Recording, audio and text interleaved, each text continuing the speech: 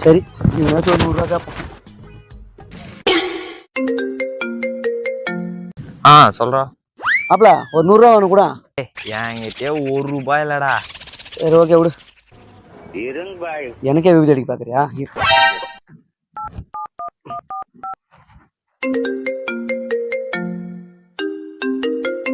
Hello hello, நாங்கள் income tax ஆஃபீஸ்லேருந்து பேசுகிறோம். உங்கள் அக்கௌண்ட்டில் கணக்கு வராத கருப்பு பணம் நிறைய இருக்குது.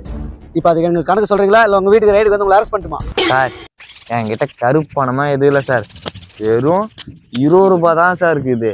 இது 20 ரூபாய்க்குதா? இதோ வரேன்.